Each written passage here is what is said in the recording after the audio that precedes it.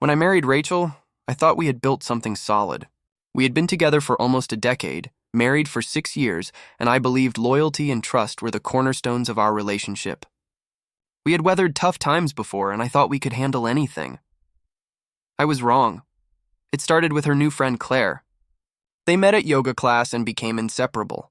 At first, I was glad Rachel had someone to spend time with, but I quickly noticed that Claire had a way of inserting herself into our marriage. She constantly dropped comments like, "You only live once," or "Monogamy is outdated." I brushed it off at first, until Rachel started repeating the same lines. One night, over dinner, Rachel looked me in the eye and said words I'll never forget. Claire made me realize something. "I think we should open our marriage," I almost choked. "Open our marriage? Since when do you want that?" She fidgeted with her fork. "It's not about not loving you, I do, but I don't think one person can meet all of another person's needs forever." Claire says it's natural to explore. It could even make us stronger. Hearing her parrot Claire's words made me furious. It wasn't just Rachel betraying me, it was her so-called friend planting the idea like poison. But instead of exploding, I kept calm. I forced a smile and said, "If that's what you want, then okay. Let's try it." Her relief was instant. She thought she had convinced me that I was going along with her plan.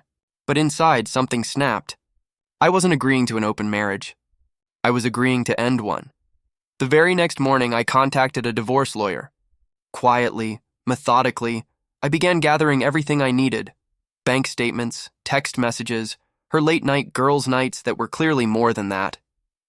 I played the role of the understanding husband while she grew bolder, staying out late, texting secretly, and leaning more and more on Claire's encouragement. Rachel thought she was outsmarting me. In reality, she was handing me the rope she'd hang herself with. 3 weeks later, my lawyer filed the paperwork. I didn't tell her immediately. I wanted her to believe I was on board with her new lifestyle. The final straw came when I found messages between her and Claire laughing about me. Rachel had texted, "He's so easygoing, he actually agreed to it." "Claire, you were right. Men are so clueless." That was it. I waited until she came home from one of her yoga retreats, dressed up, smelling of cologne that wasn't mine. She walked into the kitchen, smiling like nothing was wrong. I slid a folder across the table. "You might want to take a look." She opened it, confused. Inside were the divorce papers, along with printed screenshots of her messages with Claire.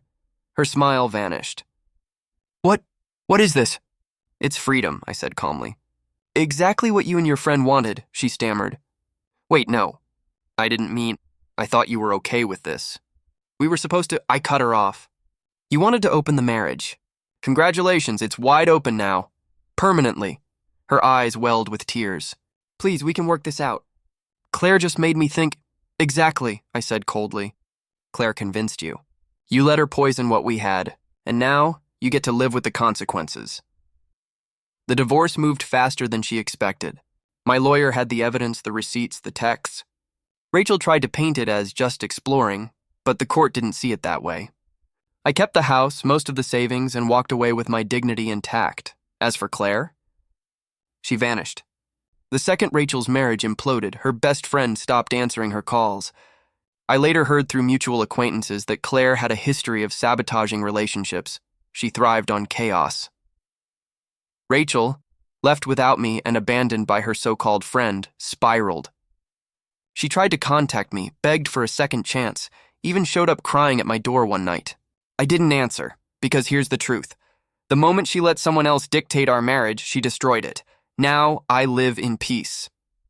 No lies, no betrayal, no poisonous friends whispering in my partner's ear.